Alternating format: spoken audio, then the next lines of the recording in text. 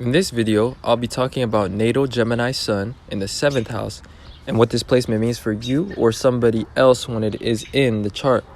So if you see this placement in your chart or in somebody else's and you are wanting to learn about it, then you are in the right place. With that being said, what the sun represents in astrology is it represents the quality of our actions, and it represents our ego as well, how we want to be seen by others. And it rules Leo, or the 5th house, which is the fixed fire sign. Fixed signs are about a constant way of being, and fire is about action or energy. So the sun shows our constant way of acting or our constant energy, and it's how our actions come across to others as well. So it's an aspect of how we are seen by others. When you have the sun in Gemini in the 7th house, you come across to others as sociable and relatable and clever.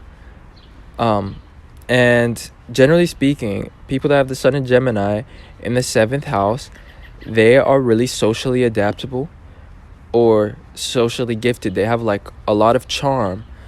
And that's because the 7th house is about how we relate to others. And it's also about how we react to things. But it's about getting a favorable outcome, consequence, or reaction. So people with the sun in Libra or the 7th house, their actions are always adapted in order to gain the best consequences or reaction from what they do, or in order to gain the best reaction from others. So they have a lot of charm, and there's a little bit of intelligence or thought that goes behind their actions as well, because Libra and the 7th house are air signs. So air signs are all about the mind. So that's why there's an element of thought behind people's actions that have the sun in the 7th house or in Libra. Now, in this case, you have it also in the sign Gemini. Gemini sun shows somebody whose actions are adapted to circumstance. What motivates their actions is circumstances, opportunities, or their train of thought. Because Gemini is the 3rd house, and it's all about the mind. It's all about how we think, and it's all about ideas. It's ruled by Mercury, the god of trade and commerce. So it's also about opportunities. Mercury is an opportunist, and it can also be about short distance trips or travel as well, because it's about trade, and Mercury is also the messenger god. So first of all, Gemini sun people are passionate communicators. They just like to communicate. They like to chat. They like to talk, especially in more extroverted placements such as this one. And one of your passions when you have the sun in Gemini in the 7th house is relating to others, especially through conversation.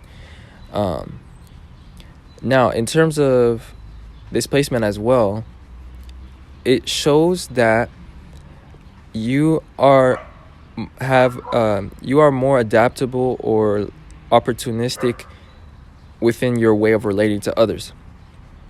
So a lot of times your relationships can be circumstantial or more fickle or more superficial, because Gemini sun shows somebody whose actions are more superficially motivated, more so by opportunities, by thoughts, or by ideas, or by circumstances. So the natural sign that has the 7th house in Gemini is Sagittarius. Sagittarius is all about freedom and following our inspirations, following our passions. But in terms of how they relate to others, their relationships are very organic and circumstantial, because Gemini is about circumstance and it's about adaptation. It's also about communication. So essentially, when you have the 7th house in Gemini, this shows that your relationships to others, especially to romantic partners, but also to best friends, and people that play a significant role in your life, they develop organically through communication. So you end up just having relationships to the people that you happen to talk the most to, and you guys organically, become connected that way. And it just happens through having to communicate to somebody a lot of times, or just life circumstances leading you guys to often communicate. That's how your relationships start when you have the 7th house in Gemini. Now, some of you guys could be Scorpio risings and have the 7th house in Taurus, but have the sun inside Gemini a little bit later. This shows that your relationships are more motivated around stability, around resources, and around shared sense of value, or resources, or like goals, or like plans. So there's really like two different expressions, but essentially, no matter which 7th house placement you have, if sun is in Gemini in your 7th house, this shows that you are more opportunistic within relationships. So you adapt, to opportunities, or how to ask for things, or how to get what you want from others.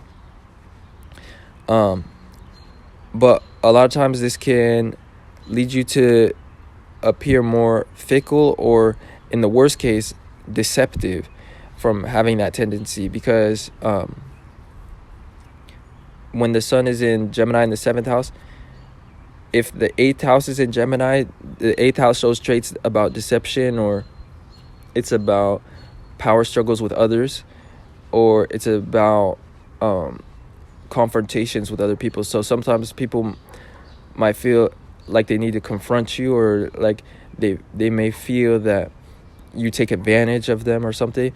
But regardless of that, what I'm really trying to say with this placement is that it just shows somebody who has like a very circumstantial or organic approach to relationships. You may have a lot of friends or a lot of relationships with different people, and how you relate to others is just based off opportunities or ideas, or just a certain train of thought that you have, or something that you might want to do. And like for that reason, you might always be switching or like changing the people that you're around, or you're like very active socially, especially if the 7th house is in the sign Gemini. But as I was saying, if you have the 7th house in Taurus, this shows that you have like stable relationships, but within that relationship, or within the people that you are connected to, you're quite opportunistic in terms of that relationship. And your actions are motivated by ideas, or like circumstances, or by opportunities. So what does this mean, or how does this look like? Like this looks like, for example, you have a very stable relationship, but you're always like 5 steps ahead in terms of what ideas that you want to pursue. And so you're getting your partner or your best friends on board all the time, and you have like all these great ideas. But sometimes if you keep switching your ideas, you come across as superficial, or fickle, or opportunistic to the other people.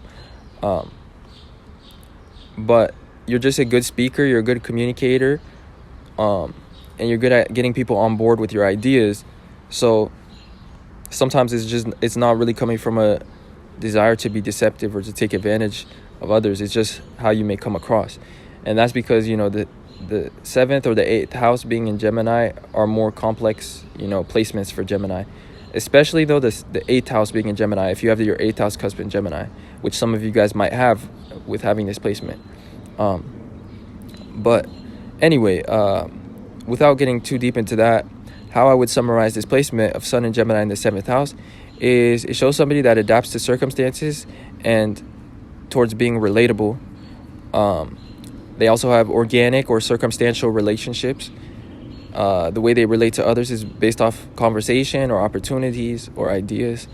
They're also passionate about relating to others through conversation, especially superficial or circumstantial conversations or topics. And in terms of how they come across to others, they come across as socially developed, or like socially talented. And you may come across as knowledgeable towards others, because the natural sign that has the 7th house in Gemini is Sagittarius. Sagittarius is all about wisdom or knowledgeability or experience. So just in terms of how you communicate or relate to others, people perceive you as somebody that is very knowledgeable, or that has a lot of experience, or that just may know more things than them. They may give you the intellectual authority a lot in conversations, or they just might perceive you as somebody that's more wise or experienced. So finally, how you come across to others is you may come across sometimes fickle, two-faced, or indecisive, especially if you're switching a lot around like what your